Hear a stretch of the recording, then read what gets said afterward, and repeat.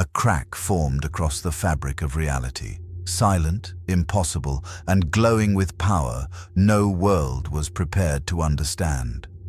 Thor Odinson, god of thunder, prince of Asgard, had faced apocalypse before. He had watched his home burn in Ragnarok's flames, felt the weight of Thanos' blade, and carried the grief of universes in his immortal heart. But this enemy, this writhing cosmic abomination tearing through the asteroid belt of a dying star system, was something different, something older.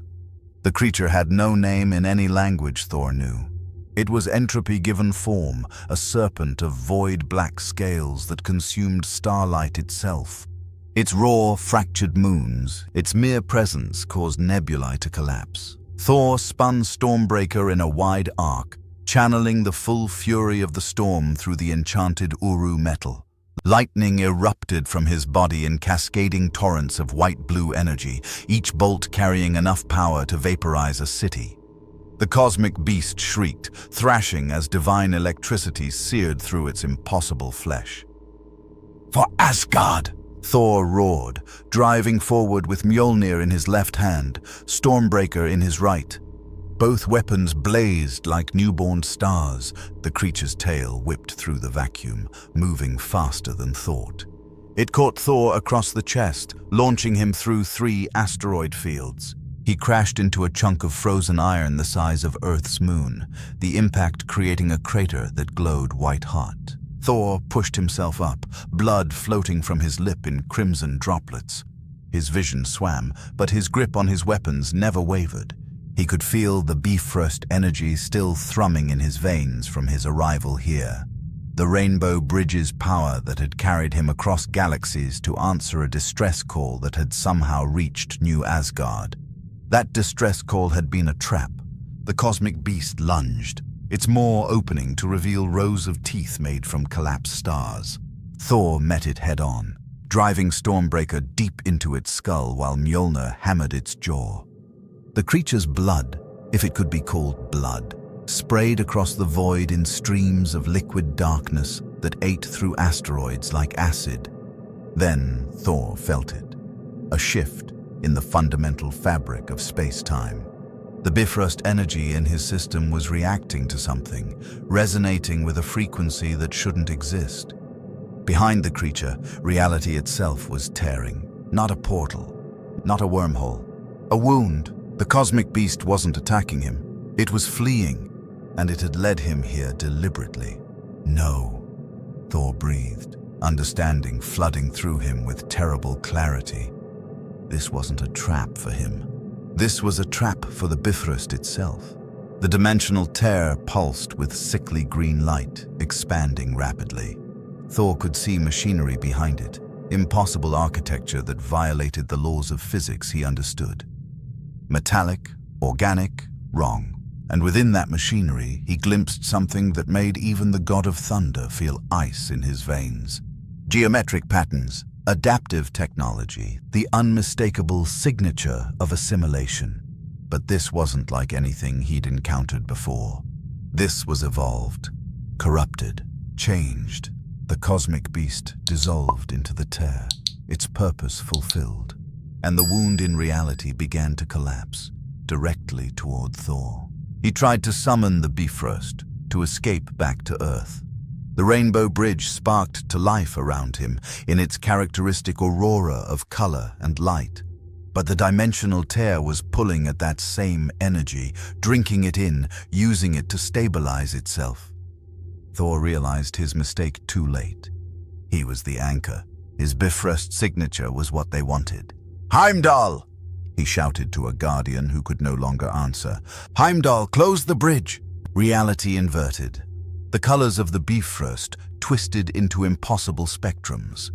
Thor felt himself being pulled in 17 directions simultaneously, his molecules stretching across dimensions that shouldn't exist. He saw flashes, fragments of other universes, other timelines, other versions of himself dying in an infinite cascade of possibilities. Then came the lightning. Not his lightning. This was something primal, something from the core of his being. The god tempest, the cosmic storm that had been bound into his very soul, awakened in desperate self-defense. Pure white electricity erupted from every cell of his body, a detonation of divine power that would have atomized planets. The dimensional tear couldn't contain it. The wound in reality screamed, buckled, and collapsed in on itself, taking Thor with it. He fell through the spaces between spaces, through the silent, screaming void where physics had no meaning, where time flowed backward and sideways, and not at all. His consciousness flickered like a dying star. When the light finally came, it was wrong. Cold. Artificial. Thor slammed into solid ground hard enough to create a crater 30 meters wide. Alarms blared. Energy weapons charged with high-pitched whines. He could taste copper and ozone and something else. Something sterile and processed that offended his Asgardian senses. He rose slowly, pain lancing through his ribs. 3 broken, he estimated. They would heal, but not quickly. The impact had been significant even for him. The sky above was wrong. A sickly orange haze cut through with green lightning that had nothing to do with storms.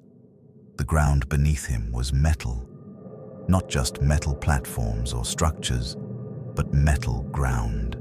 The entire planet's surface had been replaced with technological infrastructure that stretched to the horizon in every direction.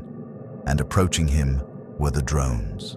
Dozens of them, sleek angular machines that hovered on anti-gravity fields, each bristling with energy weapons.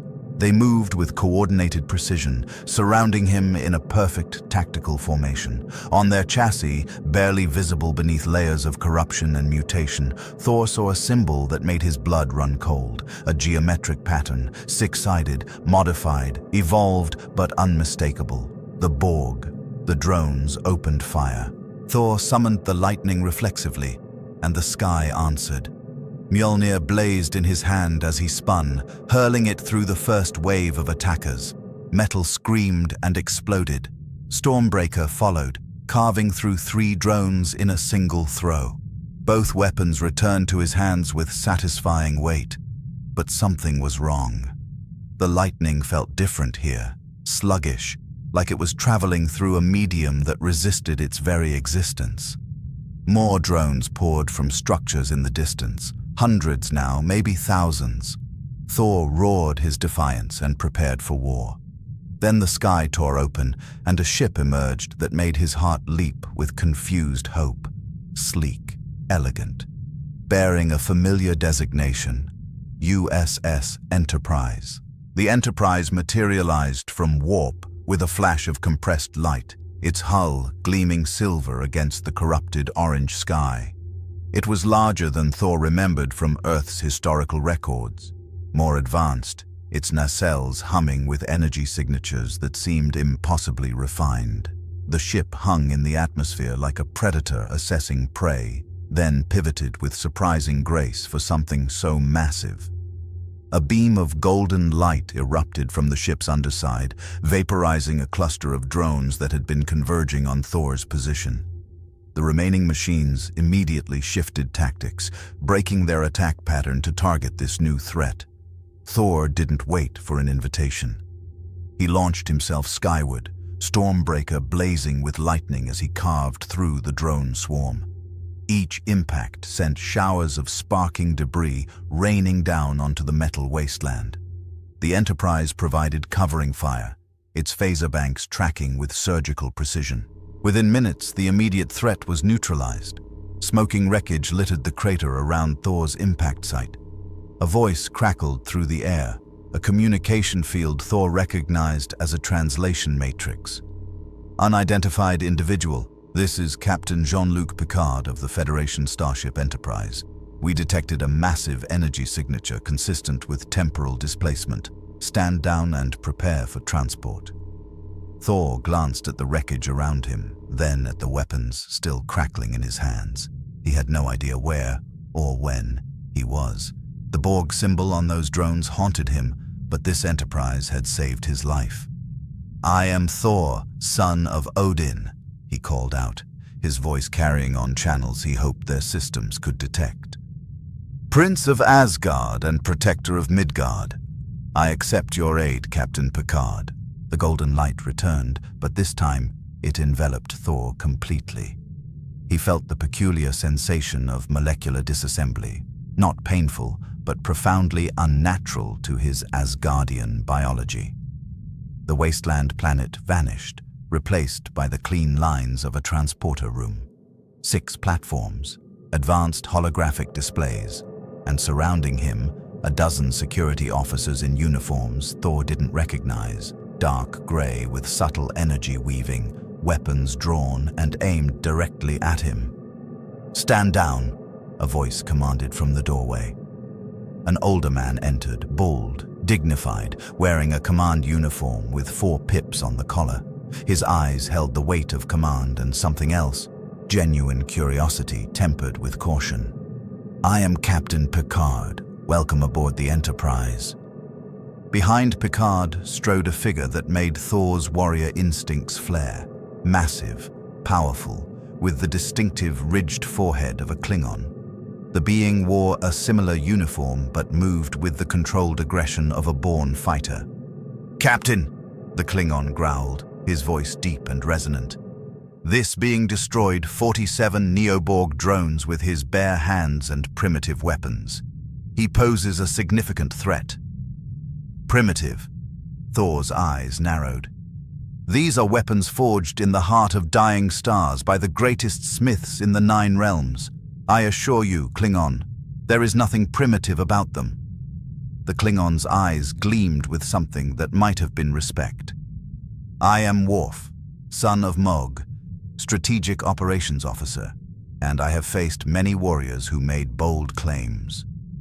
His hand moved to a device at his belt. "Captain, permission to verify his threat level." Picard sighed. "Commander Worf, I hardly think..." Worf moved with startling speed, drawing what appeared to be a batleth, a traditional Klingon blade, and closing the distance to Thor in 3 strides. The security officers tensed but didn't fire. Thor caught the blade between his hands mid-swing, the metal screaming as his Asgardian strength stopped it cold. "I understand the need for caution, warrior, but I am not your enemy." Worf pushed harder, veins standing out on his forehead. The blade didn't budge. "Fascinating," came a voice from the doorway. A pale figure entered, humanoid but clearly artificial, with golden eyes and an almost luminescent quality to his synthetic skin. "Captain, the subject is exerting approximately 4.7 metric tons of force with minimal visible effort. His cellular structure is emitting theta band radiation consistent with exotic energy manipulation." Thor released the batleth and stepped back, raising his hands. "As I said, not your enemy." Worf lowered his weapon slowly, his expression a mixture of frustration and grudging approval. "You have warrior's honor. This is acceptable." "Commander Worf, Data, please escort our guest to the conference room," Picard said, his tone carrying the subtle exhaustion of a commander who'd mediated too many unnecessary confrontations. "I suspect we all have questions that require answers." The conference room was circular, dominated by a transparent aluminum viewport that showed the wasteland planet falling away as the Enterprise climbed to orbit. Thor stood at the window, Stormbreaker resting against his shoulder, watching the corrupted world shrink below. "That planet," he said quietly, "was once inhabited, yes?" Picard stood beside him, hands clasped behind his back. "Colony designation Theta 7. Population 12 million. Assimilated by the Neoborg collective 3 years ago. The entire population was converted into biological components for their expanded network." 12 million souls, Thor repeated, his jaw tightening. "The Borg I knew from Earth's records were merciless, but this," he gestured to the orange-scarred planet, "this is corruption beyond assimilation. The Neoborg are not the collective you remember. Data said, standing at attention near the conference table. His positronic brain processed information at speeds that would shame most organic computers, but his voice carried something almost like sympathy. They evolved approximately 200 years ago after encountering an anomaly in the Delta Quadrant. They incorporated organic adaptive algorithms, becoming partially biological. They no longer simply assimilate, they mutate, evolve, corrupt. Thor turned from the viewport, his expression grave. How did I arrive here? The last thing I remember was battling a cosmic entity near the Corbin system. Then the Bifrost destabilized and... He paused, realization dawning. Wait, you said the Neoborg evolved 200 years ago? Picard's expression softened with something like pity. Thor of Asgard, I'm afraid I have difficult news. According to our chronometric analysis of your quantum signature, you've been displaced through both dimension and time. He paused, letting the weight settle. The current star date is 259,347.8. By your calendar, it is the year 2893. Thor's hand tightened on Stormbreaker. That's impossible. The temporal displacement would have... 643 years, Data supplied helpfully. Give or take 3 months, depending on relativistic calculations from your point of origin. The conference room fell silent except for the ambient hum of the ship's systems. Thor looked out at the stars. Stars he didn't recognize. Constellations that had shifted over centuries. A galaxy that had moved on without him. My friends, he said quietly. My people. Tony, Steve, everyone from Earth. His voice trailed off. Dead for 6 centuries, Worf said bluntly, as are their descendants. Commander, Picard said sharply. He is a warrior, Worf replied. Warriors deserve truth without comfort. Thor nodded slowly, appreciating the honesty despite its brutality. And Asgard, the 9 realms? The silence that followed was answer enough. Data finally spoke, his voice carrying carefully modulated concern. Thor, I must inform you of something critical. When we analyzed your quantum signature for temporal displacement, we discovered trace elements of Neo-Borg nanoprobes in the energy matrix that brought you here. Thor's eyes snapped to the android. Meaning, Picard said grimly. Your arrival here was not an accident. It was an extraction. The Neo-Borg deliberately pulled you through time. He moved to the conference table, pulling up a holographic display. And based on the energy expenditure required for such an operation, they wanted you very badly. The display showed the wasteland planet rotating slowly, but now Thor could see them, massive structures beneath the surface, pulsing with sickly green energy. Borg signatures, but wrong, mutated. And at their center, a signal that made his blood run cold. Asgardian energy. They have my people's technology, Thor breathed. No, Data corrected. They have your people's genetics, your DNA, and now, Thor Odinson, they have found you. The alert klaxons erupted across the Enterprise like the screaming of dying stars. Red light bathed the conference room as Picard moved with practiced efficiency to the wall panel. Bridge report. Captain, we have multiple contacts emerging from subspace, came the urgent voice of the helm officer. Reading as Neo-Borg signatures, configuration unknown. They're not matching any vessel class in our database. Thor was already moving toward the door, but Picard raised a hand. Mr. Worf, battle stations. Thor, with me to the bridge. You need to see what we're facing. They moved through corridors that thrummed with barely contained energy, crew members rushing to stations with the coordinated precision of a veteran warship. Thor noted their faces. Determination, yes, but also fear. These people had faced the Neoborg before and survived. That they showed fear now told him everything he needed to know about the threat's magnitude. The bridge was a symphony of controlled chaos. Holographic displays floated in three-dimensional space, showing tactical data that would have overwhelmed lesser minds. Officers called out readings in rapid succession, their voices tight with tension. "On screen," Picard commanded, settling into the captain's chair with the calm authority of a man who'd faced apocalypse before. The view screen shimmered, and Thor felt his breath catch. The vessel emerging from subspace was wrong in ways that defied description. It was Borg, the geometric patterns, the industrial brutality of its design, but corrupted by organic growth. Metallic surfaces pulsed with what looked like veins. Sections of the hull breathed. Massive organic tendrils writhed from its superstructure, each one tipped with sensor arrays that tracked like eyes. The cube was easily 15 kilometers per side, dwarfing the Enterprise by an order of magnitude.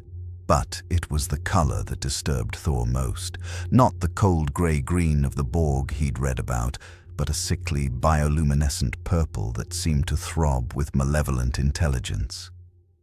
"Captain, we're being hailed," the communications officer reported, her voice barely steady. "Audio only. On speakers." Static filled the bridge, but beneath it Thor could hear something else. Voices, thousands of them, speaking in perfect unison. But these weren't the monotone drones he expected. These voices carried emotion, hunger, anticipation, madness. "We are the Neo-Borg collective. We have evolved beyond simple assimilation. We have become perfection through mutation, order through chaos, unity through diversity." The voice paused, and Thor felt the hair on his arms stand up as the energy in the room seemed to crystallize around him. "We have found the god who defies entropy, the Odinson, the lightning-made flesh, the anomaly that should not exist in this timeline." Picard glanced at Thor, his expression carefully neutral. "It would seem you're expected. We have waited for you, Thor of Asgard.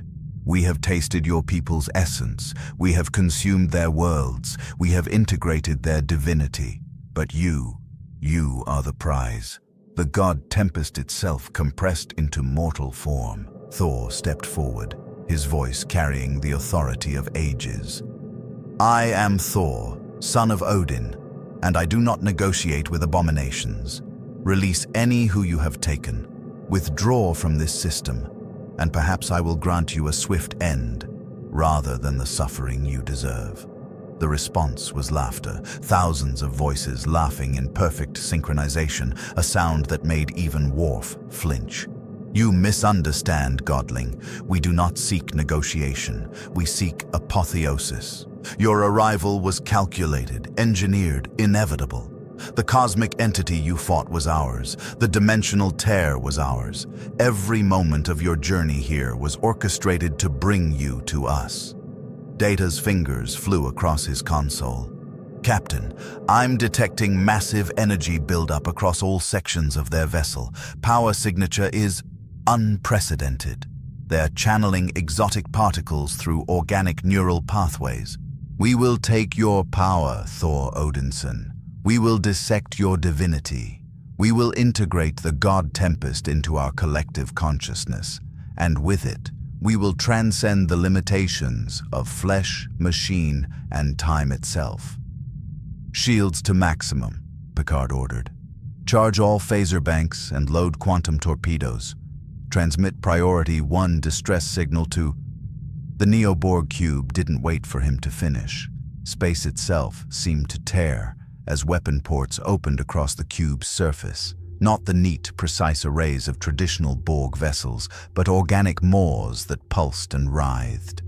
Green energy gathered in those openings, building to a crescendo that made the Enterprise's proximity alarms scream. "Evasive maneuvers!" Picard shouted. The helm officer's hands danced across her console, and the Enterprise banked hard to starboard.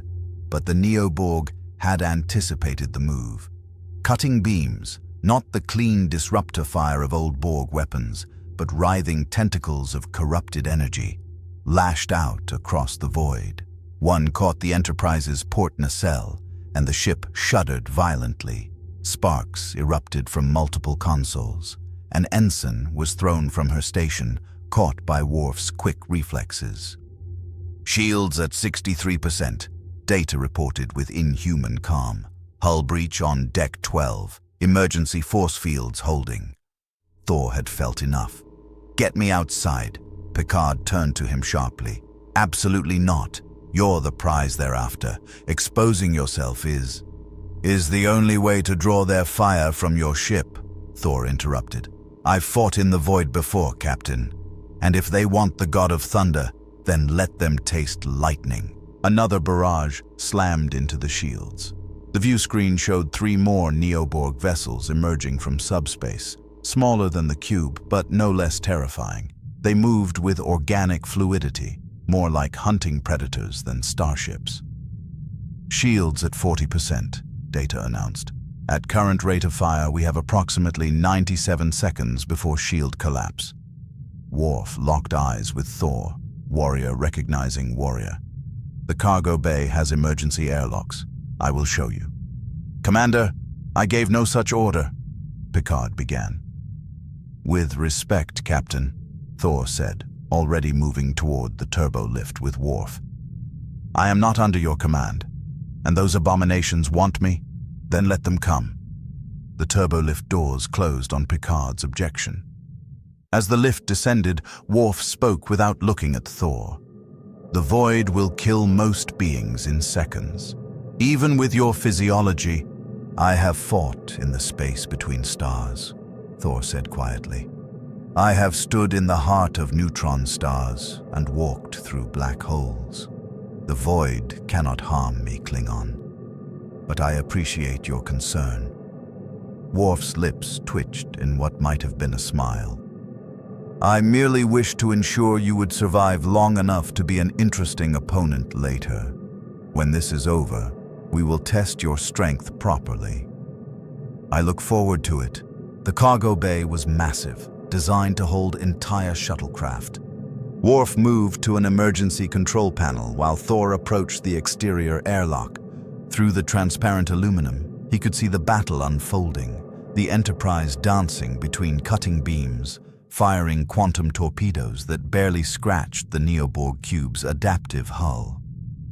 "Once I open this," Worf warned, "the decompression will be violent." Thor spun Stormbreaker, lightning already crackling across his body. "Then it will match my mood." Worf's hand hovered over the control. "Kapla Thunderguard. Die well. Today is not that day." The airlock exploded outward, and Thor launched himself into the void. The silence of space embraced Thor like an old friend. No air meant no sound, but the God of Thunder had never needed sound to feel the storm. It lived in his blood, in the marrow of his bones, in the divine spark that separated Asgardian from mortal. He could feel electromagnetic fields stretching across millions of kilometers, taste the solar winds, sense the gravitational eddies created by the massive vessels warring around him. Stormbreaker blazed in his grip, a beacon of white-blue lightning that defied the vacuum's darkness. Mjolnir hung at his side, humming with contained power. Thor spread his arms wide, and the god Tempest answered his call.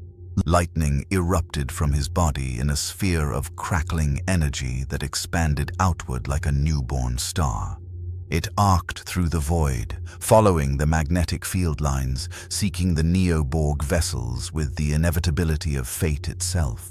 The smaller ships detected him immediately. They pivoted with disturbing organic grace, weapon ports dilating like pupils responding to light.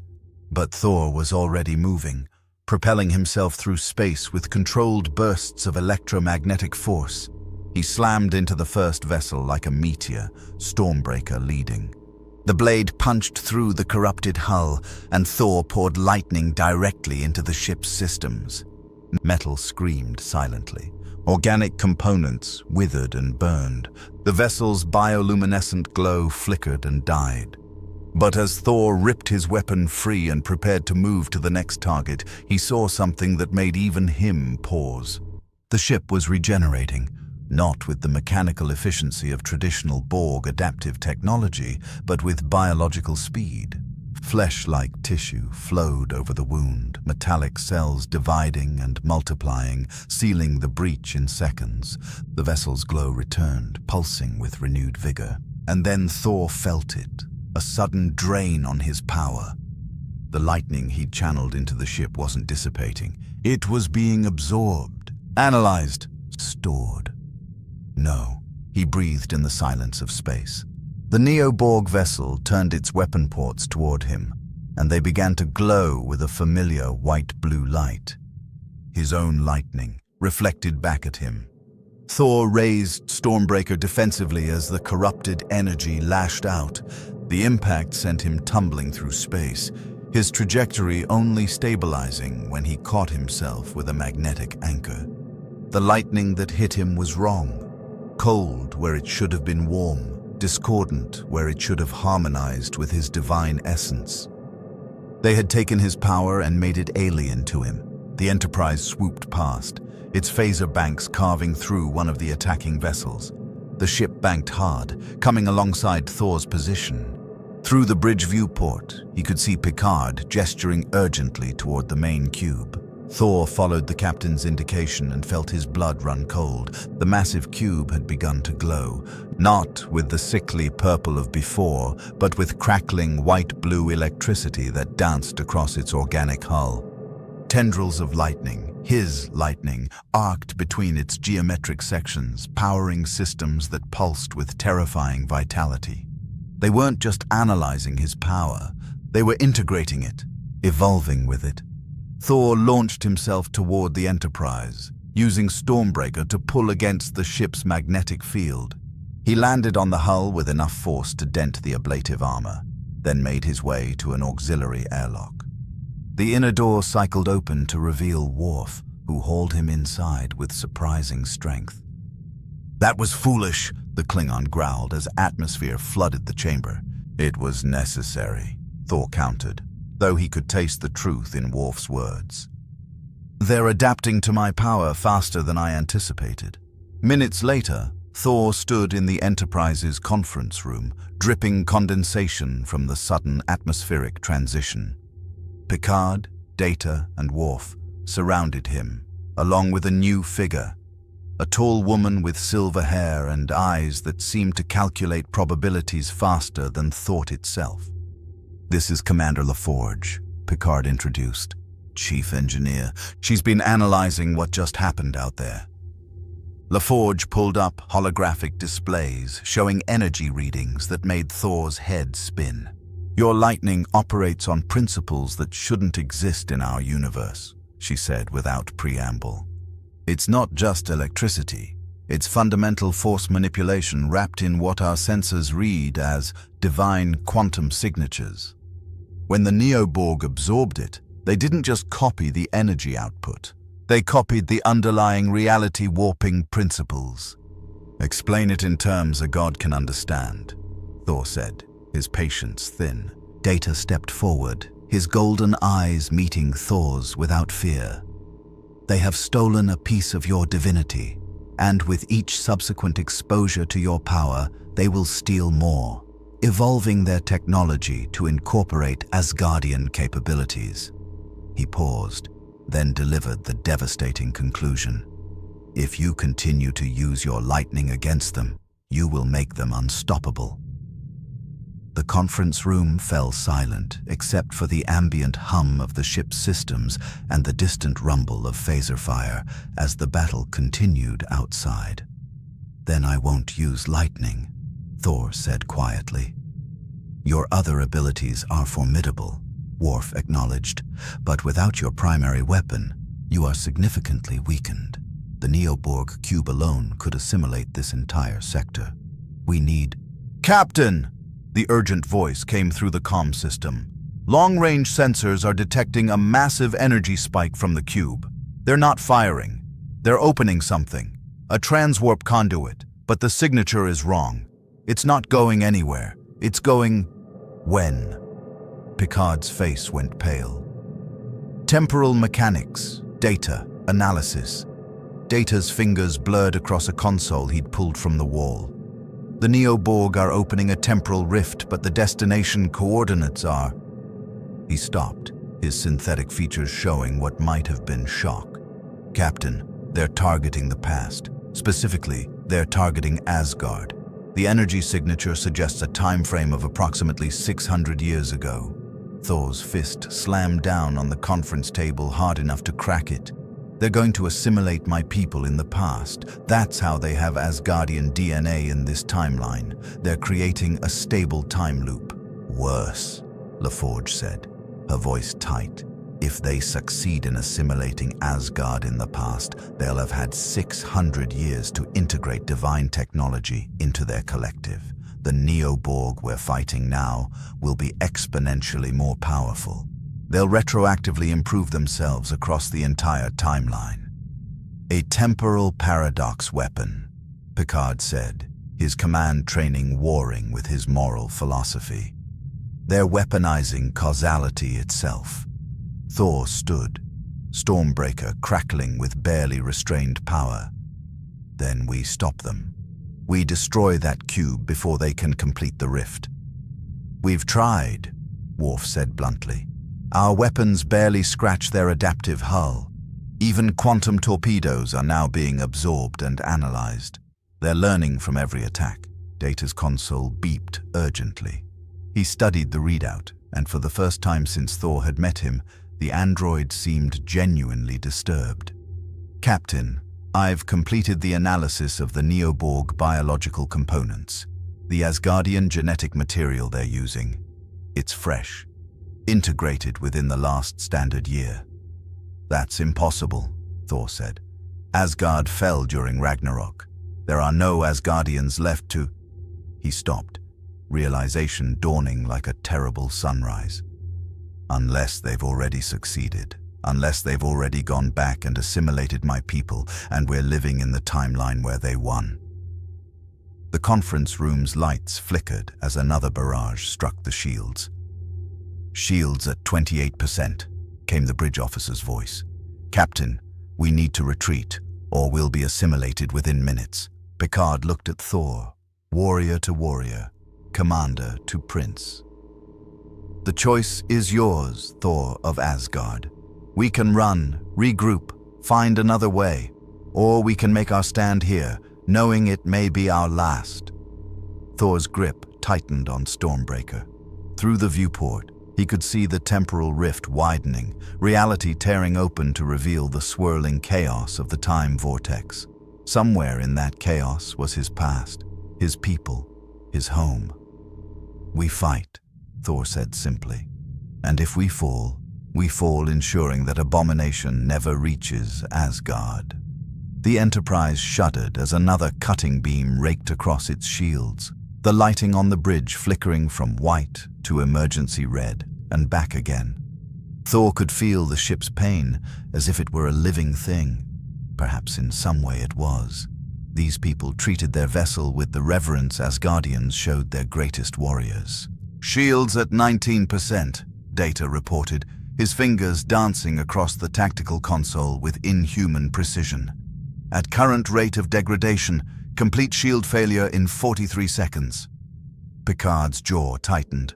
All power to forward shields. Prepare to... Captain, we're receiving a priority alpha transmission, the communications officer interrupted. It's encrypted with Section 31 protocols. The temperature in the conference room seemed to drop. Thor noticed the way Picard's expression hardened, the subtle tension that entered Worf's shoulders. Section 31, Thor repeated. I sense this is not a welcome contact. They're Federation intelligence, LaForge said quietly. Black Ops. Officially, they don't exist. Unofficially, they've been making morally questionable decisions for the greater good since before the Earth-Romulan War. The view screen shifted, showing a figure in nondescript grey uniform with no insignia. The woman's face was angular, severe, with eyes that calculated threat assessments faster than most people breathed. Behind her, Thor could see what looked like a heavily armed warship, sleek, predatory, designed for operations no one was supposed to know about. "Captain Picard," the woman said without preamble. "I am Director Kyle. Section 31 has been monitoring this engagement. We're transmitting coordinates for immediate rendezvous. You will transfer the Asgardian to our custody." "Absolutely not," Picard replied, his voice carrying the steel of a man who'd defied admirals and faced down the Borg itself. "Thor is a guest aboard this vessel, not a prisoner to be handed over to." "With respect, Captain, you don't have clearance for this conversation." Kale's eyes shifted to Thor, and he felt the weight of her analysis like a physical thing. "Thor Odinson, your power signature represents a tactical asset of incalculable value. Section 31 can provide facilities to study and potentially weaponize your abilities against the Neo-Borg threat." Thor's laugh was bitter. "I am not a weapon to be studied, human. I am a god, a prince, and a warrior who has fought enemies you cannot imagine." "You are an anomaly," Kale countered. "A temporal displacement with power that can be harvested, replicated, and integrated into Federation defense systems. The Neoborg have already demonstrated they can steal your abilities. We need to ensure the Federation can do the same before what?" Thor stepped forward, lightning beginning to crackle across his shoulders despite his earlier resolve to contain it. "Before you can vivisect divinity?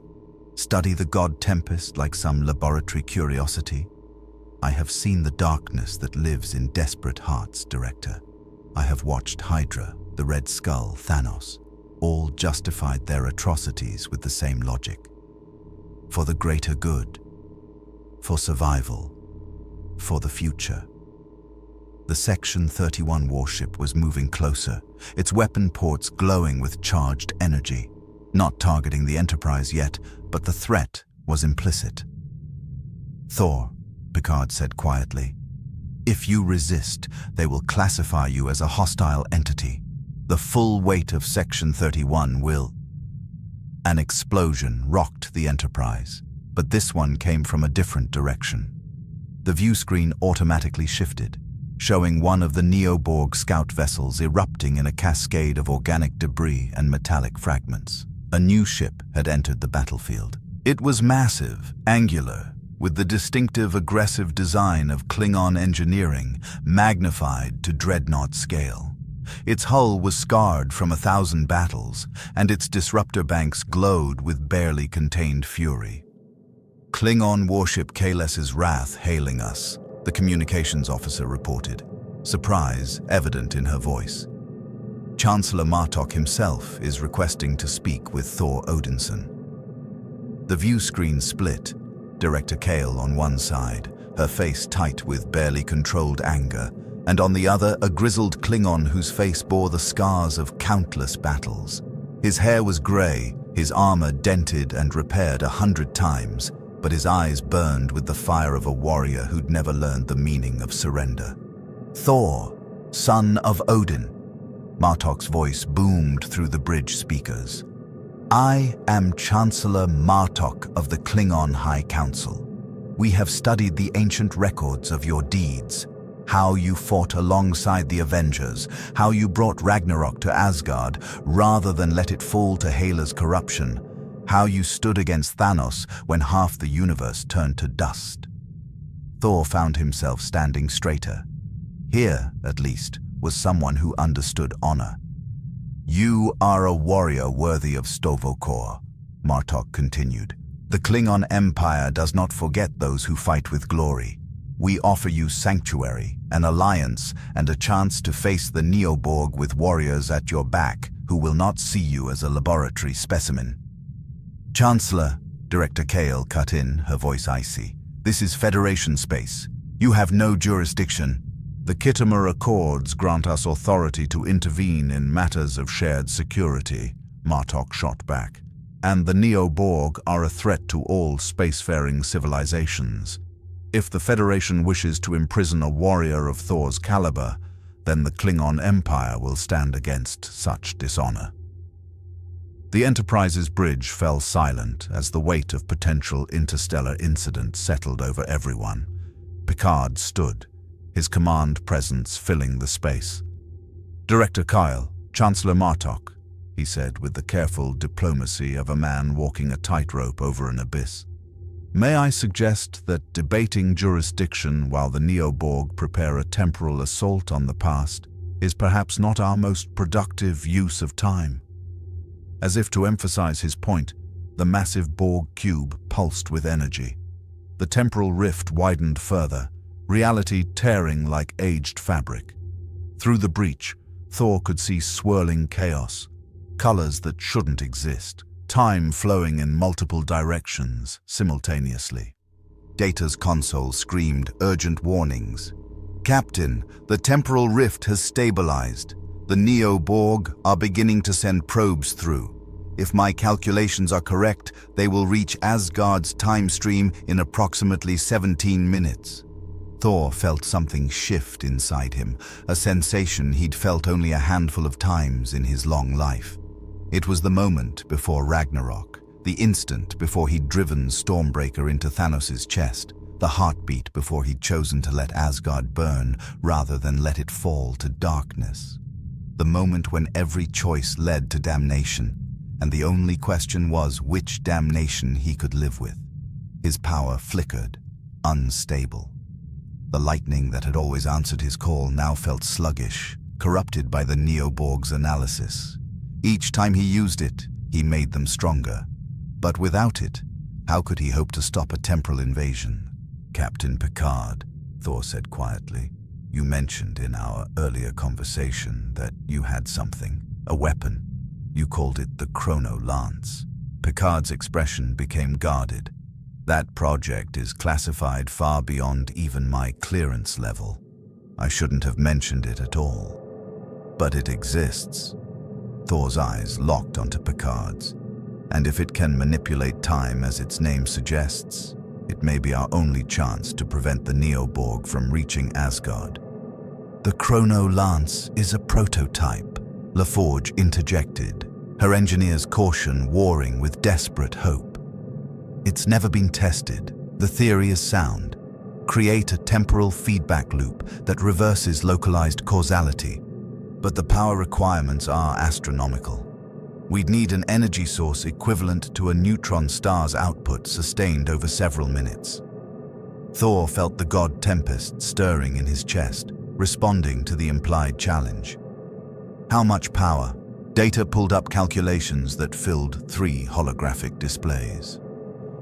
"Approximately 10 to the 44th power joules sustained over 4.3 minutes.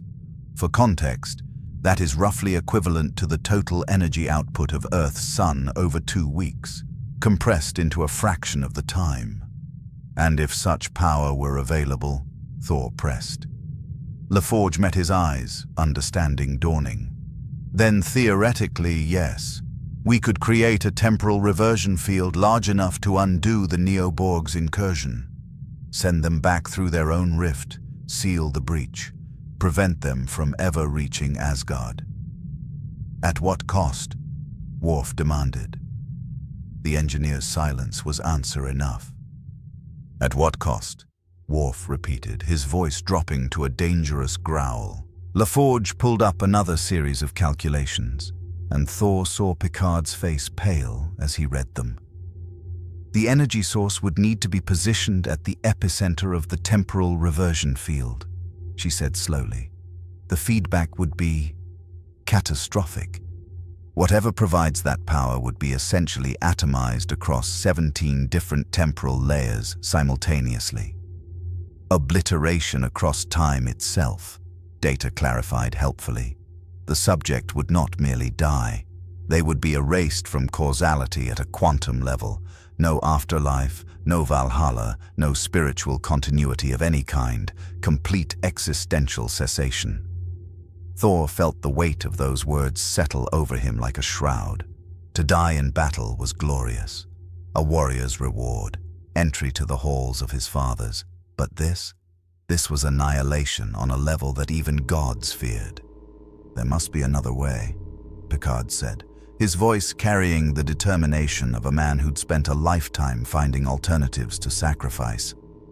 "We could concentrate fire on the temporal rift itself, collapse it before—" "Our weapons cannot damage the rift," Data interrupted. "It exists partially outside normal space-time. Only a sustained temporal energy pulse of sufficient magnitude could force closure." "Then we evacuate this sector," Director Kyle cut in, her pragmatism cutting through sentiment like a blade. "Let the Neoborg go back. We regroup, find their point of insertion in the past, and create a defensive. By which time, they will have had 600 years to integrate Asgardian technology," Martok snarled. "The Neoborg collective we face now will retroactively become 1,000 times more powerful. They will have assimilated gods, Director. Your defensive perimeter would last approximately 4 seconds. The Enterprise rocked again. Through the viewport, Thor could see the Neo-Borg cube had stopped firing. It was channeling all power to the temporal rift, which now stretched across half the visible sky. A wound in reality that pulsed with sickly green energy, laced with stolen lightning. "Probes are entering the rift," Data reported. "Time until full temporal incursion, 8 minutes, 42 seconds. Thor moved to the viewport, pressing his hand against the transparent aluminum. He could feel the temporal energies, even from here, like discordant notes in the symphony of reality. The god Tempest in his chest responded, agitated, sensing the wrongness of what the Neo-Borg were attempting. "The Chronolance," he said quietly. "Where is it?" "Thor, no." Picard stood, moving to his side. "I have watched good people sacrifice themselves for 6 decades of command. I will not, cannot ask this of you. We will find another way. Will you?" Thor turned, and Picard saw something ancient in the god's eyes, the weight of millennia, of watching civilizations rise and fall, of bearing the burden of power that others could not comprehend. "I have lived 1,500 years, Captain. I have watched friends age and die while I remained. I have failed to save worlds, failed to prevent Ragnarok, failed to stop Thanos before he murdered half of all life. I carry those failures like chains." "That does not mean you must die here," Picard insisted. "Perhaps not," Thor acknowledged. "But if I do nothing, the Neo-Borg will reach Asgard. They will assimilate my father, my mother, my brother Loki, annoying as he was. They will corrupt the 9 realms, integrate the Bifrost technology, and become something this universe cannot stop." He paused. "I have already lost everyone I loved to time, Captain. They died 600 years ago. But their past still exists, still matters. If I can save them, even knowing I'll never see them again. Isn't that what heroes do?" The bridge fell silent except for the alarm klaxons and the distant rumble of weapons fire as the Klingon warship engaged Neo-Borg scout vessels. "He speaks with honor," Worf said finally. "It is a warrior's death, facing impossible odds for a cause greater than himself."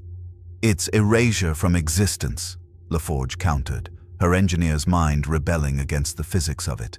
"Not even death, complete ontological annihilation."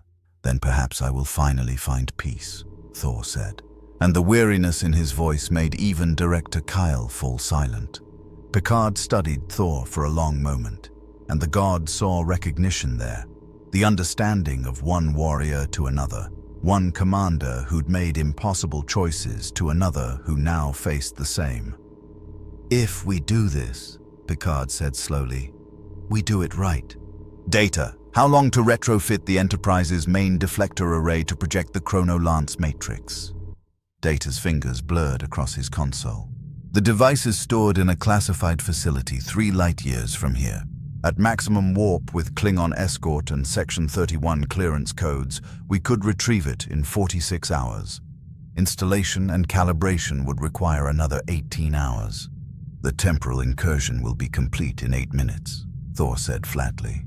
Then we need to buy time. Picard's voice carried the steel of command. Chancellor Martok, Can your ships harry the Neo-Borg cube? Force them to divert power from temporal operations to defensive systems? Martok's laugh was savage. It would be our honor to test our weapons against such worthy foes. Even if we die making them bleed. Director Kale, Picard continued, I need every cloaked vessel Section 31 has in this sector. Quantum torpedoes, tricobolt devices, whatever experimental weapons you've been hiding. We need to buy 64 hours. Kale's expression shifted, calculations running behind her eyes. You're asking me to commit assets that officially don't exist to a battle we can't win, to save a god who'll be erased from existence anyway. I'm asking you to be what Section 31 claims to be, Picard said, his voice hard. Guardians who make the hard choices so others don't have to. Well, here's your hard choice, Director. Help us or watch the Neoborg become gods. For 3 heartbeats, no one spoke. Then Kale nodded curtly. You'll have your ships. But Picard, if this fails, if the Neoborg break through anyway, Section 31 will enact Omega Protocol. We'll collapse this entire sector of space rather than let them spread. Acceptable, Picard said, though Thor heard the distaste in his voice. Captain, Data interjected, I feel compelled to point out a logical flaw in our plan. Even if we successfully delay the Neoborg for 64 hours and activate the Chronolance, we will need Thor to power the device. But he is currently the primary target of the Neoborg assault. They will concentrate all efforts on capturing or killing him. Then I'll need to not be here, Thor said. A plan was forming in his mind, reckless, dangerous, but perhaps their only chance.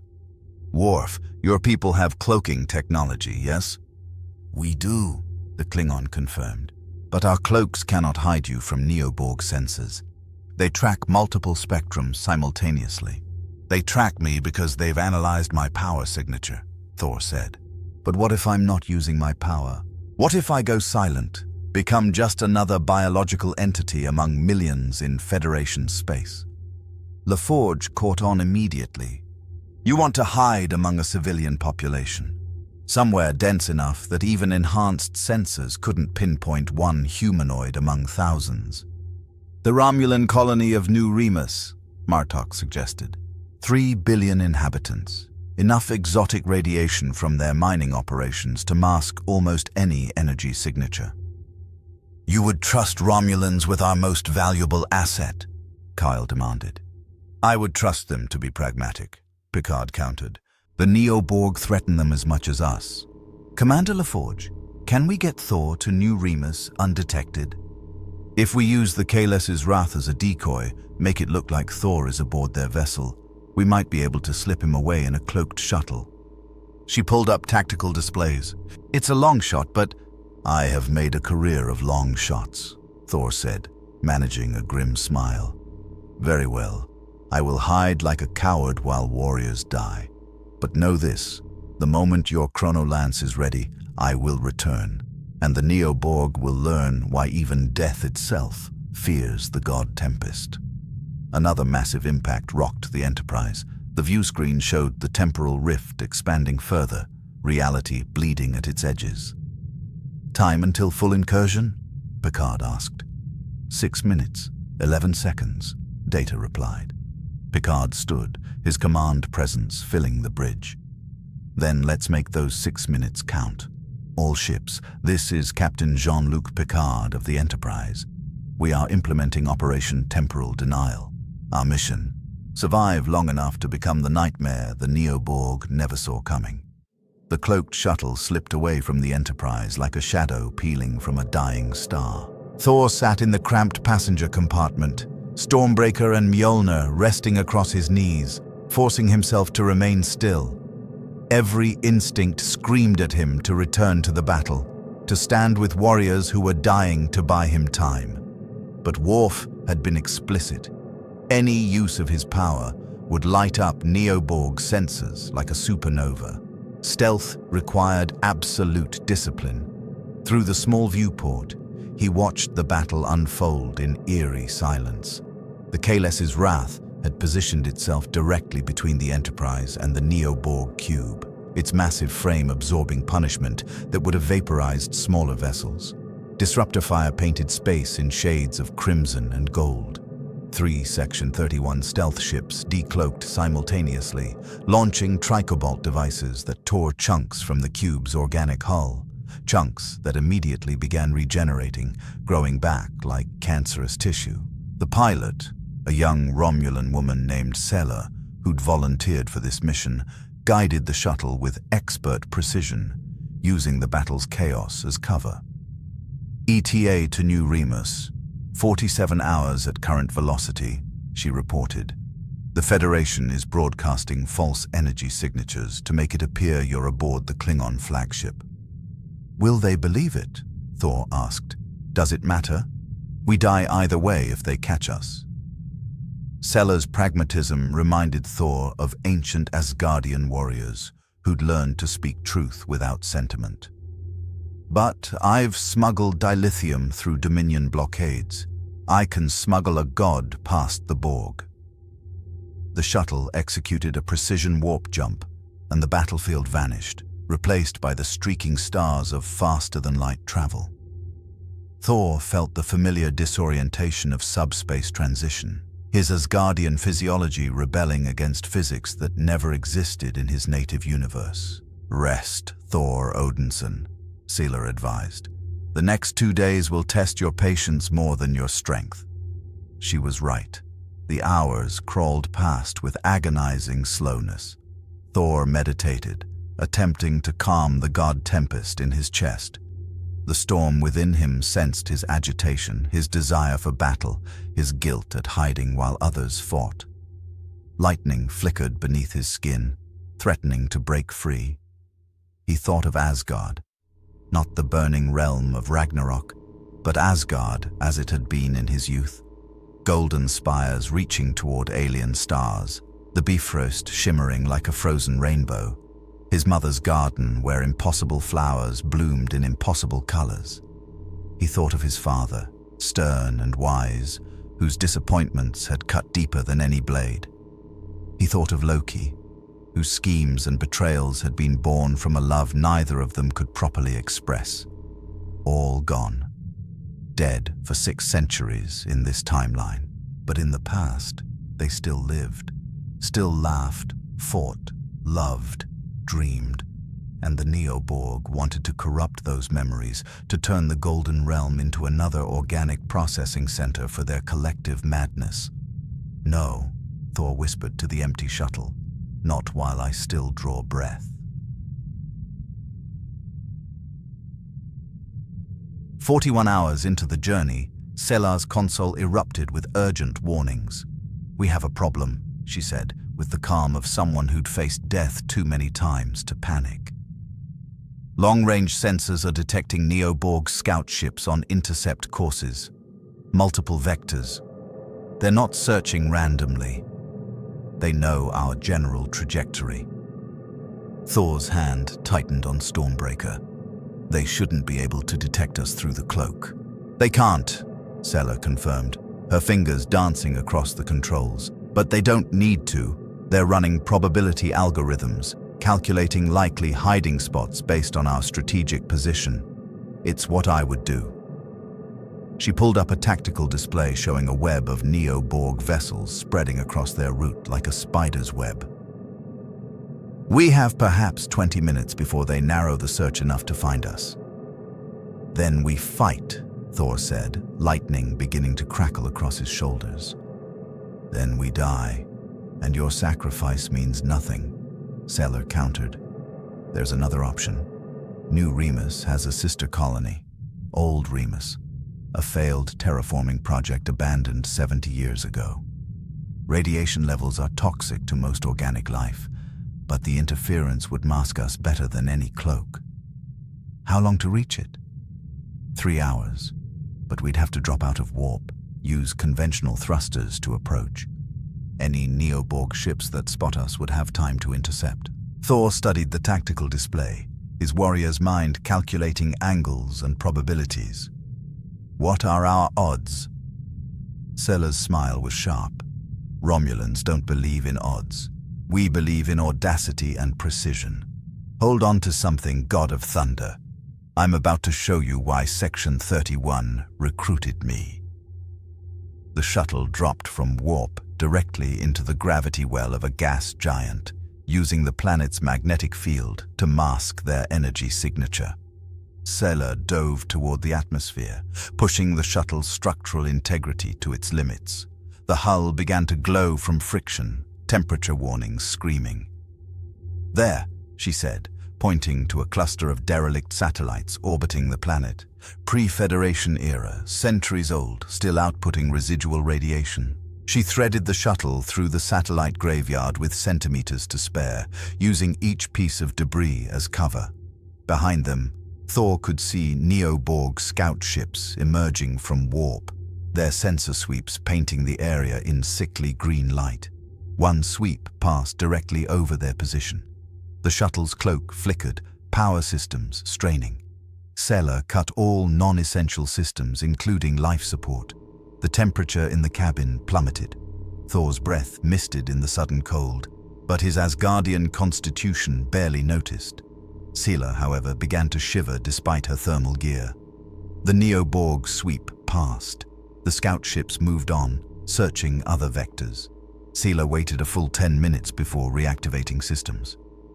"That," she said through chattering teeth, "was closer than I prefer." "You have my gratitude, pilot," Thor said sincerely. "That was as fine a piece of flying as I've seen. Save your gratitude for when we reach old Remus alive." They arrived 37 hours after leaving the Enterprise. Old Remus was a monument to failed ambition, a planet that had rejected every attempt at terraforming, its atmosphere choked with industrial pollutants and radiation from abandoned mining operations. Cities that had never been completed rose from toxic wastes like the bones of dead giants. Sailor set the shuttle down in the ruins of what had been intended as the colonial capital. "The radiation here will mask your energy signature completely," she said, pulling up environmental readings. "But it will also interfere with communications. You'll be isolated until the Enterprise contacts you." "How will I know when to return?" Thor asked.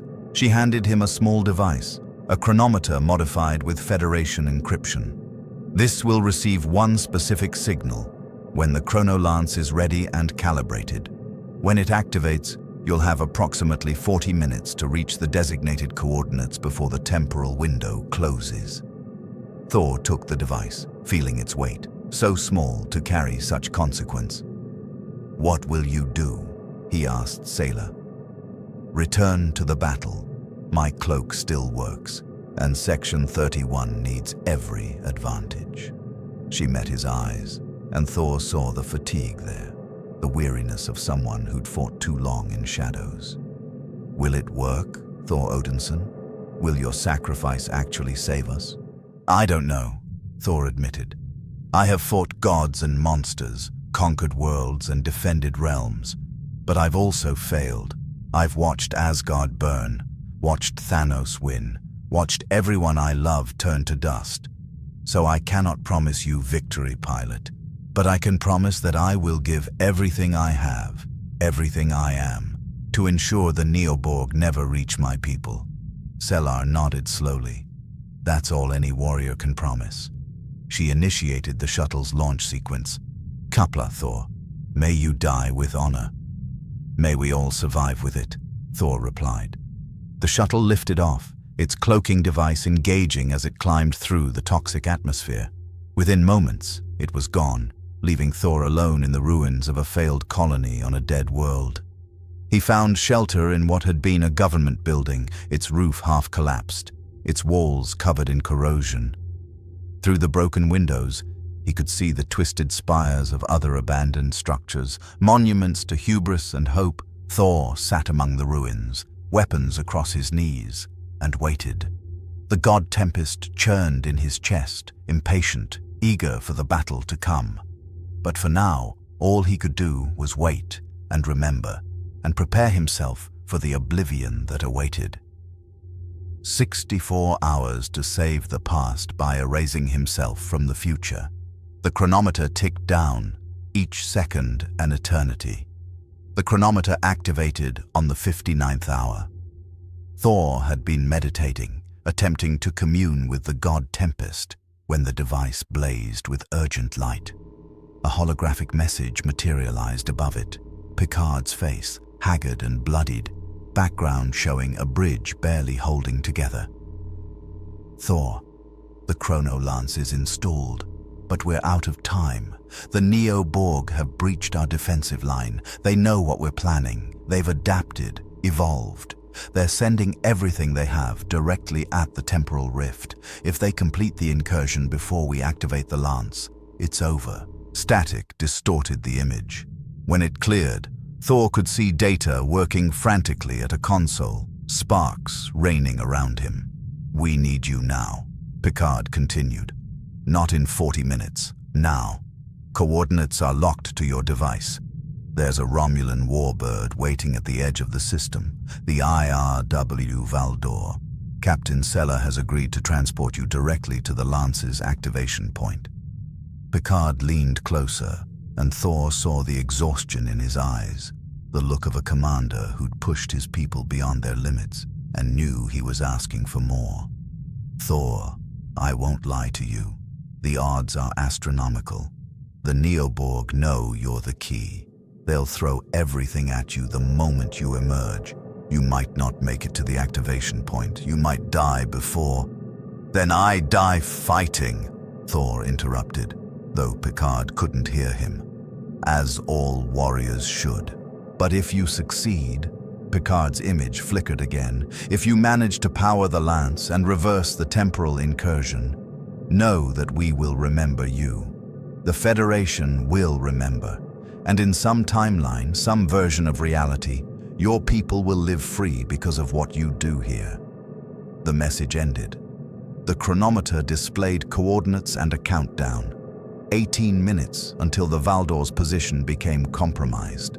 Thor stood, feeling his power surge through him after 60 hours of enforced silence. Lightning crackled across his skin, eager, hungry for release. Stormbreaker blazed white-blue in his right hand. Mjolnir hummed with contained thunder in his left. He stepped out of the ruined building onto the toxic wastes of Old Ramus. The sky above was the color of infected wounds, clouds churning with radioactive storms. But Thor barely noticed. His entire focus was on the coordinates burning in his mind. He raised Stormbreaker to the sky and called the storm. The response was immediate and overwhelming. Lightning from 1,000 thunderheads converged on his position, a pillar of pure electrical fury that could be seen from orbit. The ground beneath him superheated and vitrified, turning to glass. The god Tempest roared to life, filling him with power he'd suppressed for too long. Thor launched himself skyward, breaking the sound barrier instantly, then doubling that speed, then tripling it. The atmosphere screamed around him. He tore through the cloud layer and into the upper atmosphere, then beyond, into the cold vacuum of space. The Valdor waited exactly where promised, a sleek Romulan warbird painted in colors designed to blend with the cosmic background radiation. Its cloaking device flickered off as Thor approached. "Thor Odinson," a woman's voice transmitted directly to his mind via Romulan neural interface technology. "I am Commander Seller. We have perhaps 90 seconds before Neoborg sensors pinpoint this location. Get inside. Now." A bay door irised open. Thor flew through it, the door sealing behind him with pneumatic precision. The bay pressurized instantly, and Seller herself was waiting, a tall woman with pointed ears and an expression that suggested she'd never suffered fools and wasn't about to start. "This way," she said without preamble, already moving down a corridor lined with armed centurions. "The battle has deteriorated significantly. The Enterprise is down to 12% structural integrity. The Kales's Wrath was destroyed 7 hours ago.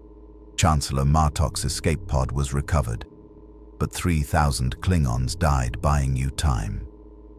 Thor felt each death like a weight added to his shoulders. "They will be honored." "Honor is irrelevant if we lose," Seller countered, leading him to what appeared to be a modified transporter room. But the technology here was far beyond standard Federation design. Reality seemed to bend around the platform, space-time itself warping in ways that made Thor's divine senses rebel. This is a quantum slipstream transporter, experimental. Technically shouldn't work, but the Empire's best scientists have been developing it for situations exactly like this. Define situations exactly like this, Thor said, stepping onto the platform. Situations where we need to transport a god directly into the heart of a battle that will determine whether reality itself survives. Sela moved to the control console, her fingers dancing across holographic interfaces. The coordinates will place you at the Chronolance activation point, a platform the Enterprise constructed using her main deflector array.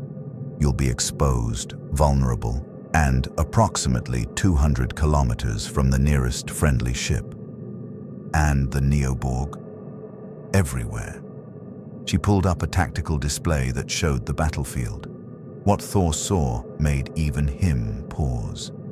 The Enterprise was a burning wreck, held together seemingly by force of will alone, surrounded by the debris of 24 Allied vessels. The Neoborg cube dominated the center of the display, now fully merged with the temporal rift. It was no longer a ship opening a portal, but a living gateway, pulsing with stolen divine energy. And converging on the activation platform's coordinates were hundreds of Neoborg vessels, scout ships, assimilation cubes, organic battleships that defied classification. They knew exactly where he needed to be.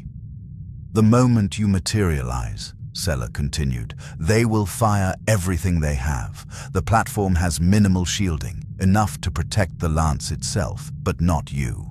You'll be fighting the entire collective while channeling enough power to rewrite causality. Commander LaForge estimates you'll need to maintain the energy output for 4.3 minutes without interruption. And if I'm killed before then the timeline locks. The Neoborg successfully invade the past, and we all die knowing we failed spectacularly.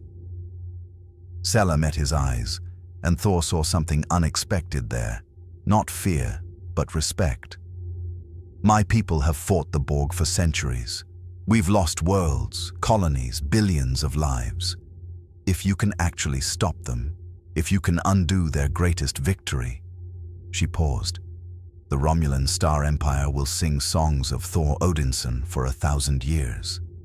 I'd rather you sing songs of survival, Thor said. He positioned himself at the center of the platform, feeling the quantum energies building around him. Tell me, Commander, do you believe in fate? I believe in preparation, strategy, and ruthless execution of tactical objectives, Sela replied. But I also believe that sometimes the universe places the right warrior in the right place at the right time. Perhaps you are that warrior, Thor. Or perhaps we're all about to witness the most spectacular failure in galactic history. Only one way to find out. Thor raised Stormbreaker high, lightning already building. Energize. The quantum slipstream transporter activated and reality inverted. Thor felt himself being pulled through dimensions that violated physics, spaces that existed between spaces, moments stretched across eternities. He saw fragments of alternate timelines, other versions of himself making different choices, infinite possibilities collapsing into singular certainty. Then he was there. The platform materialized around him, a construct of transparent aluminum and exotic matter, floating in space like a bubble of impossibility. The Chronolance itself rose from the center, a spiral of crystallized chronotons and temporal energy held in a containment field so delicate it seemed impossible. And surrounding him in every direction were the Neoborg. Hundreds of vessels, thousands of weapon ports, all aimed at one target. At him, the lead cube broadcast one final message, the voices of the collective speaking with unified hunger. We are inevitability. We are the end of your story. Surrender the god Tempest, and we will make your assimilation almost painless." Thor's response was thunder incarnate. He drove Stormbreaker into the Chronolance's activation matrix, and the god Tempest erupted from his body in a cascade of white lightning that painted space in colors that had no names. The lance began to spin, slowly at first, then faster, building temporal momentum. "Come then!" Thor roared into the vacuum, his voice carried on electromagnetic waves. "Let me show you what happens when gods go to war." The Neoborg armada opened fire, and the heavens burned. The first wave of fire that struck the platform should have vaporized Thor instantly. Cutting beams from 70 Neo-Borg vessels converged on his position. Adapted energy weapons, powered by technology, stolen from a dozen assimilated civilizations. The platform's shields flared brilliant white, absorbed the initial impact, then collapsed within 2 seconds. Exotic radiation flooded the area, enough to liquefy most organic matter. Thor stood at the center of it all, unmoved, wreathed in lightning so intense it formed a corona of pure electromagnetic force around him. The god Tempest had fully awakened now, and reality itself bent around his presence. The radiation that should have killed him was absorbed, converted, channeled directly into the Chronolance. The device spun faster, building temporal energy with each rotation. Thor could feel it pulling at the fabric of time, creating stress fractures in causality itself. His own power poured through Stormbreaker into the Lance's matrix. Not just electricity now, but the fundamental force of divine will made manifest. Pain exploded through him. The Lance wasn't designed for this, wasn't meant to channel power from a living source. It was tearing him apart at the cellular level, using his body as a conduit for energies that violated the laws of thermodynamics. Each second felt like an eternity of fire. 1 minute, 37 seconds. Data's voice crackled through the comm system Thor hadn't realized he was wearing. "Thor, your quantum signature is destabilizing. The energy output is exceeding predicted." A Neo-Borg battleship materialized directly above the platform, its massive bulk blotting out the stars. Assimilation tubules extended from its underbelly like the tentacles of some cosmic horror, each one carrying millions of nanoprobes designed to break down and incorporate organic matter. Thor roared defiance and hurled Mjolnir upward with the full strength of Asgard behind it. The hammer punched through the battleship's organic hull, tore through 17 decks of corrupted technology, and emerged from the top in a spray of metallic gore. The ship began to list, secondary explosions rippling across its surface. But even as it died, 3 more took its position. The Neoborg were learning, adapting. They stopped firing conventional weapons. Those only fed energy to the Lance. Instead, they launched boarding pods, thousands of them, each containing drones adapted with fragments of stolen Asgardian resilience. The first wave hit the platform. Drones poured out, humanoid shapes corrupted by organic machinery, their limbs ending in blades and injection systems. They moved with horrifying coordination, each one adapting to Thor's defensive patterns in real time. Thor caught Mjolnir as it returned, spun both weapons in a defensive pattern that created a wall of lightning. Drones that touched it disintegrated instantly, but for each one that fell, 2 more took its place. They were testing him, learning, finding the gaps in his defense. 2 minutes, 15 seconds, Data reported. The temporal rift is beginning to destabilize. The lance is working, but a massive impact rocked the platform. The Neoborg cube itself had begun moving, using its tremendous bulk as a battering ram. Thor could see it now in his peripheral vision. The abomination had grown even larger, incorporating destroyed vessels into its mass, becoming more organic than machine. And at its heart, visible through sections of transparent organic tissue, Thor saw her, the Neoborg God Queen. She was immense, easily 50 meters tall, a fusion of every species the collective had assimilated, wrapped around a core of stolen divinity. But it was her face that made Thor's blood run cold, partially covered in Borg implants. But beneath those corruptions, he recognized Asgardian features. Somehow, impossibly, she wore the face of his people. "Witness your future, Odinson!" Her voice boomed through every communication channel simultaneously. "We have already won. In every timeline, across every possibility, the Borg prevail. Your Asgard has fallen. Your father serves us now. Your mother's grace powers our vessels. Your brother's cunning guides our tactics." "Lies," Thor growled, but doubt crept in. What if the temporal incursion had already succeeded? What if he was fighting to prevent a past that had already occurred? The God Queen's laughter was the sound of dying stars. "You feel it, don't you? The timeline solidifying around you, the paradox resolving. We pulled you here because you are the final piece. Your power, your divine essence, it completes the circle. When we assimilate you, the temporal loop closes. We become inevitable." More drones swarmed the platform. Thor fought with desperate fury, but he couldn't maintain the power output to the lance and defend himself simultaneously. A blade pierced his side. Nanoprobes flooded into his bloodstream. For one terrible moment, Thor felt them trying to take hold. Microscopic machines attempting to rewrite his cellular structure, to convert divine tissue into something compatible with the collective. His Asgardian immune system fought back, but these weren't ordinary nanoprobes. These had been adapted using his own stolen power. "Thor!" Worf's voice cut through the chaos. "We're coming!" The Enterprise, held together by emergency force fields and sheer determination, limped into weapons range. What remained of the Federation and Klingon fleet rallied around it. 17 ships, all damaged, all running on reserves, but refusing to yield. They opened fire on the God Queen's cube, every weapon they had, knowing it was futile but doing it anyway because warriors didn't surrender. The distraction gave Thor the opening he needed. He ripped the blade from his side, felt his healing factor already working to purge the nanoprobes. The God Tempest surged through him, burning away the corruption at a cellular level. 3 minutes, 49 seconds, data reported.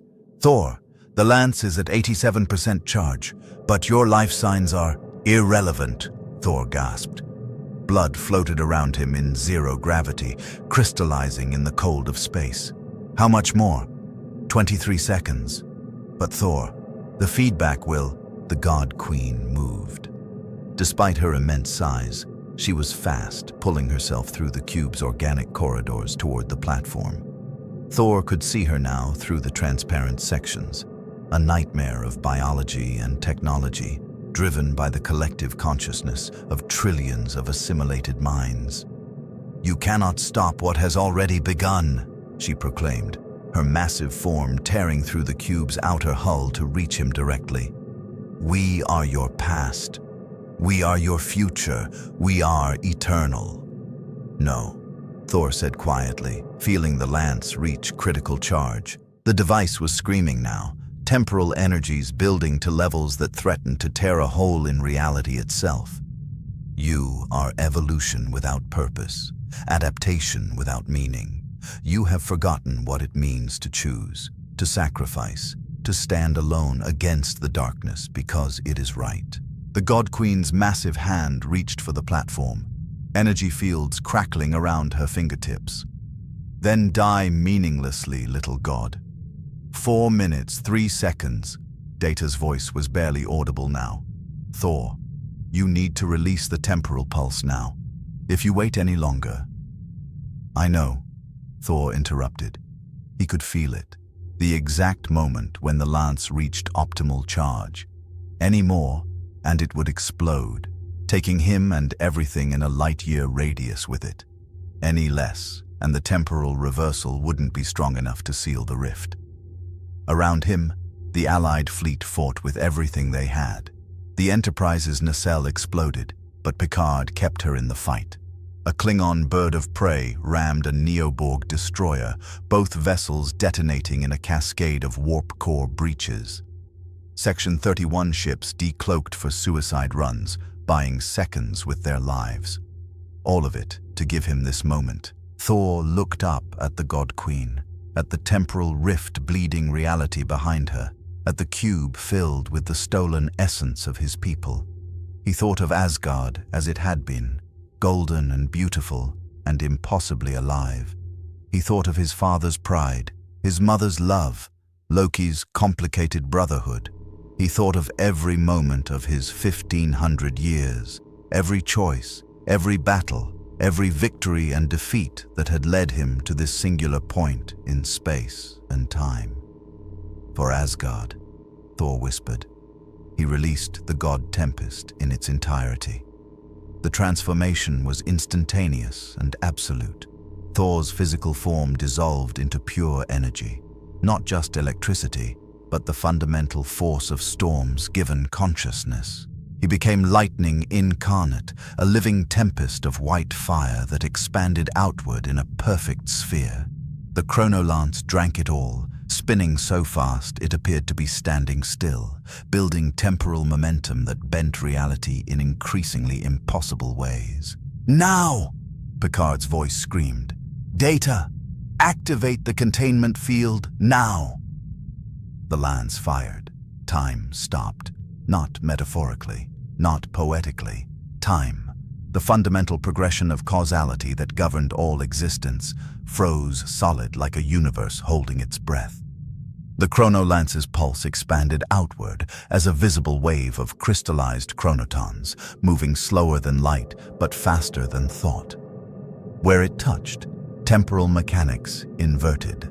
The Neo-Borg vessels caught in its radius began moving backward through their own timelines, explosions unexploding, assimilated crew members unassimilating, damage repairing in reverse. The God Queen shrieked, her massive form caught between temporal states. Thor could see her flickering, present, then past, then future, then present again, as the lance tore through the certainty of her existence. The Asgardian DNA woven into her biology was coming undone, time reversing the assimilation that had never yet occurred. "No!" The collective's voice fractured, thousands of minds suddenly speaking out of sync as temporal coherence collapsed. "This is impossible. We are inevitable. We are—" The temporal rift imploded, not closing, imploding, collapsing backward through itself, pulling the Neoborg cube with it. The massive vessel was drawn toward the contracting vortex like debris caught in a whirlpool.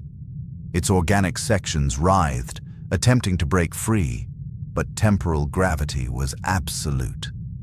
The God Queen reached for the platform one final time, her massive hand extending across kilometers of space.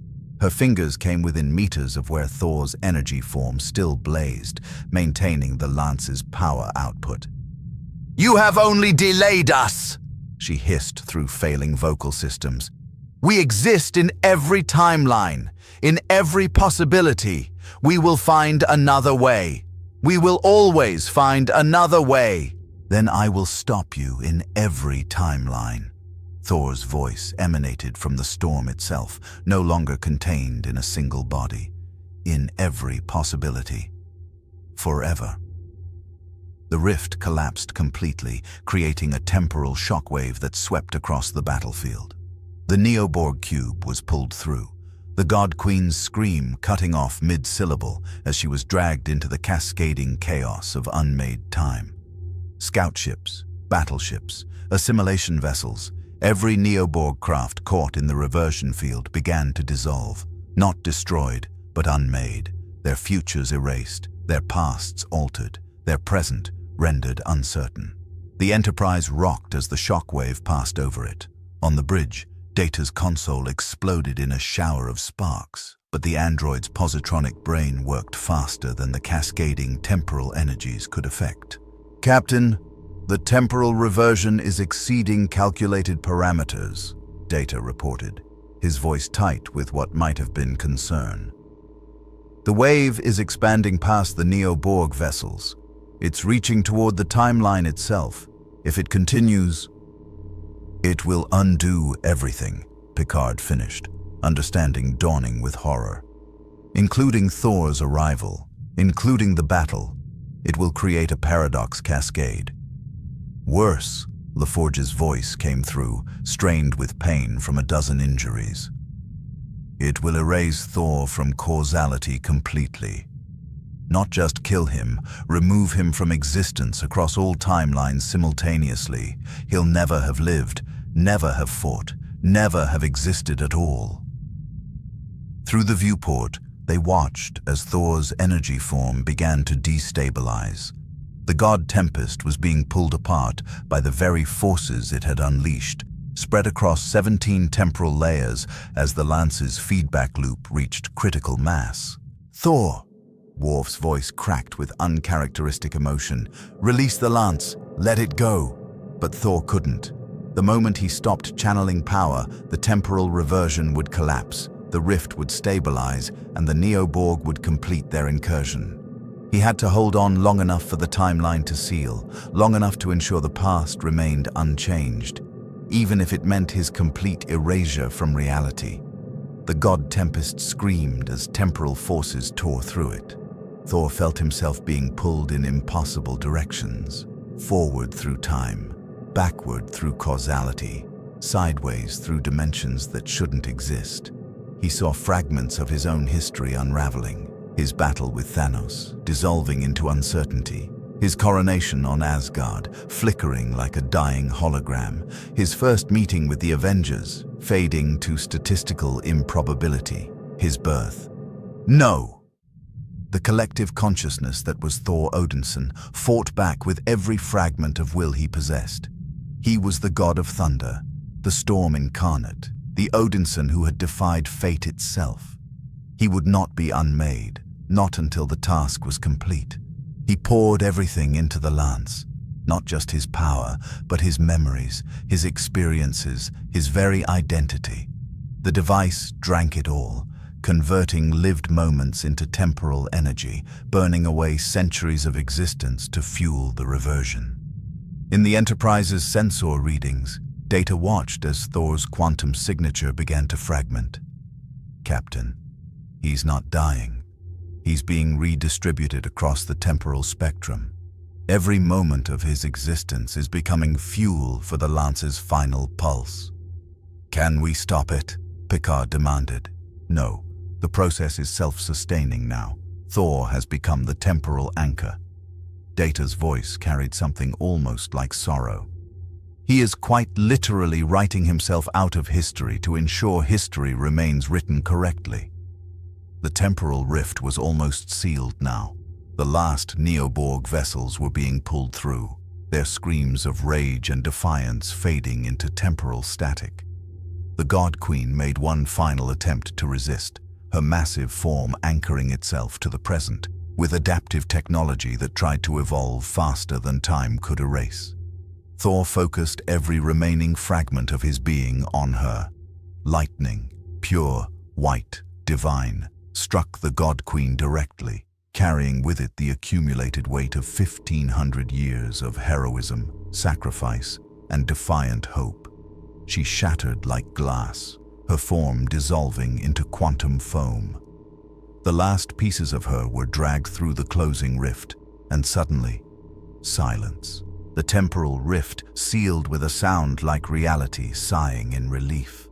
The Neoborg were gone, pulled back through their own invasion route, the timeline altered so that their future conquest of Asgard had never occurred. The Chronolance stopped spinning. Its crystalline structure, stressed beyond all design parameters, began to fracture. Cracks of white light spread across its surface, and at its center, where Thor had stood, there was nothing. No body, no energy signature, no quantum echo. Just empty space where a god had once defied entropy itself. The lance exploded in a cascade of temporal particles, the platform disintegrating into component atoms. The debris spread across the battlefield, glittering like stars being born and dying simultaneously. On the Enterprise bridge, no one spoke. They simply stared at the empty space where Thor Odinson had made his final stand. "Did it work?" Worf finally asked, his voice rough. Data's fingers moved across his console with uncharacteristic hesitation, scanning temporal matrices, confirming historical records, cross-referencing quantum signatures. He paused, his golden eyes widening.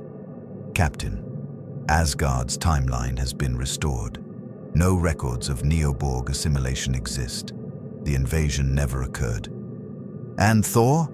Picard asked, though he already knew the answer. "No records, no historical references, no quantum signatures in any database." Data turned to face his captain. "It is as if Thor Odinson never existed in this timeline at all." But even as he said it, something impossible happened. A surge of energy erupted from the space where the lance had been.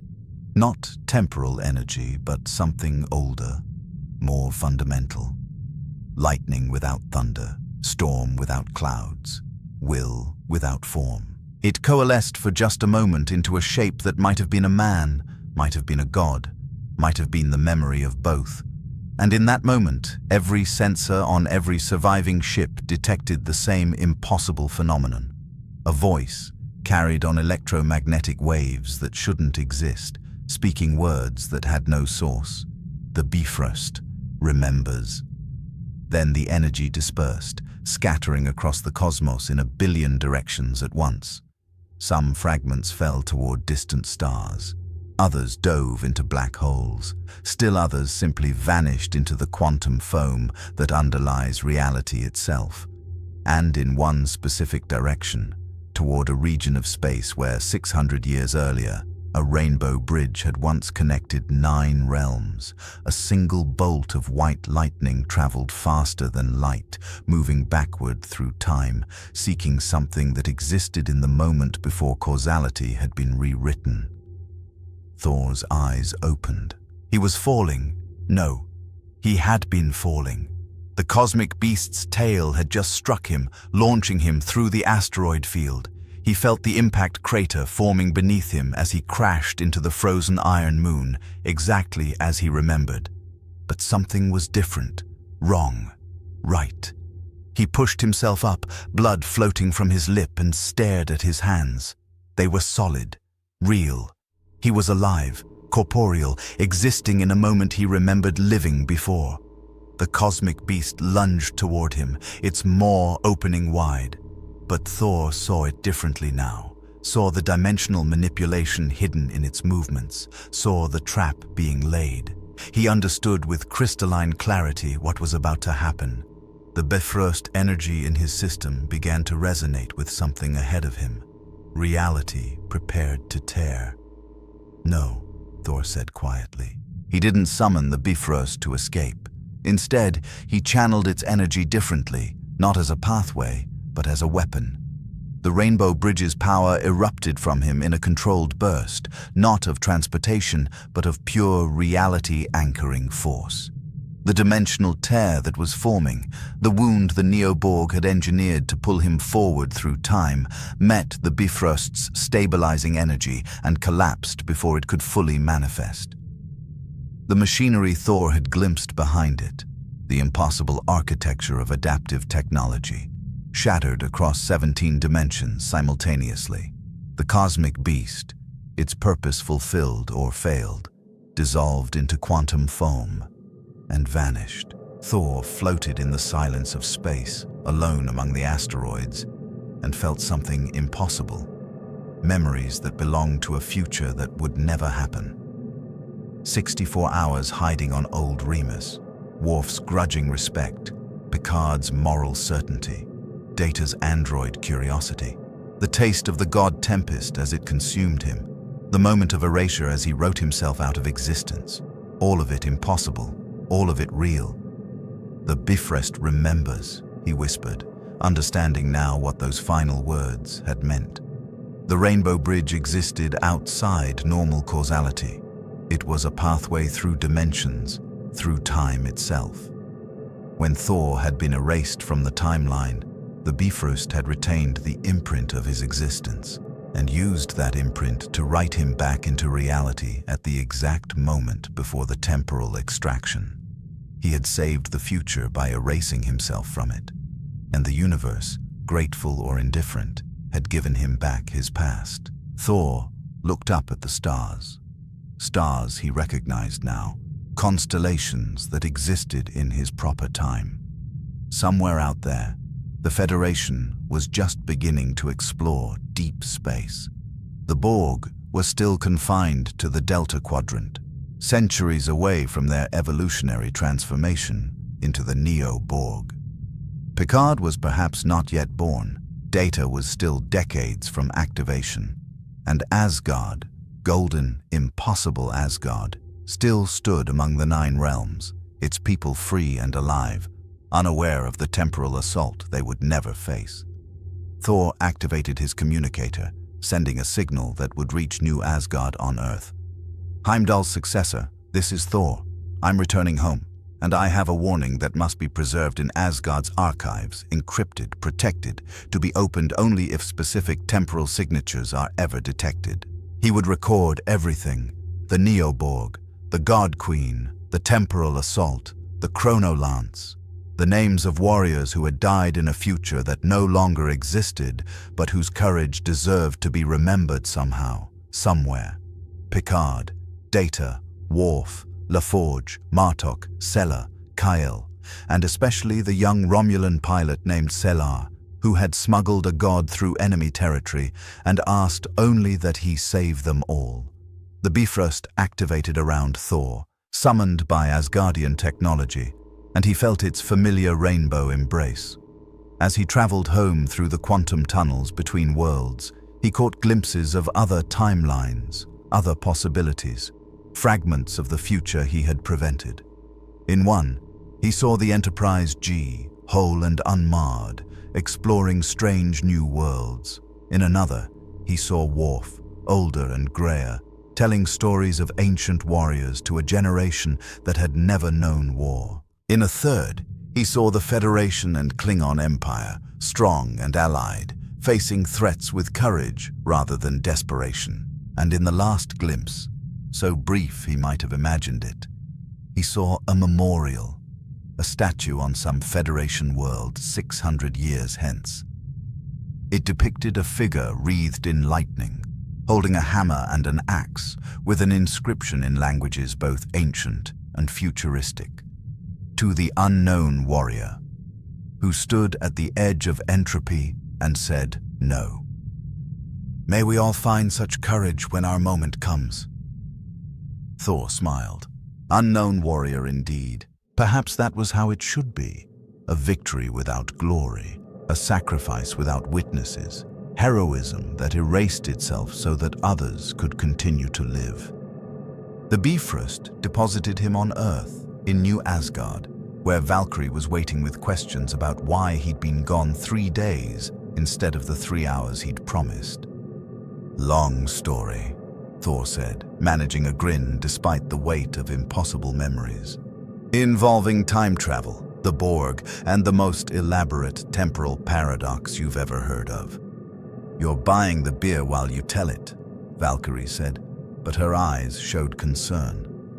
She could see something had changed in him, something profound and unspeakable. That night, while his people celebrated and drank and lived their lives in blissful ignorance of the threat that would never come, Thor stood alone on a cliff overlooking the sea. He raised Stormbreaker to the stars and sent a pulse of lightning upward. Not an attack, not a summons, just a signal. A message in a bottle thrown across 600 years of time, a way of saying to warriors who would never know they'd fought beside him, I remember. You were brave, you mattered. The lightning disappeared into the cosmos, carrying its impossible message to recipients who existed in futures that had been rewritten, erased, prevented. But Thor believed, chose to believe, that somewhere, somehow, the message would be received, that in some quantum state, some probability shadow. The Enterprise's sensors would detect an anomalous energy pulse with no identifiable source. And perhaps Picard would look up at his view screen, feel a strange sense of déjà vu, and think, "We won a battle today that we never knew we fought." Thor smiled and turned back toward New Asgard, toward his people, toward a future that remained uncertain but possible. The god of thunder had faced entropy itself and emerged victorious. The timeline was secure. The 9 realms were safe, and somewhere in the distant future, the Federation would explore the stars without ever knowing they'd been saved by a god who chose to be forgotten. It was enough. It had to be enough. Far in the future, on a Federation starship that would not be built for 6 centuries, in a timeline that had been subtly altered in ways no historian would ever detect, Captain Jean-Luc Picard stood on his bridge and felt an inexplicable sense of peace. "Captain?" Data asked. "You seem contemplative."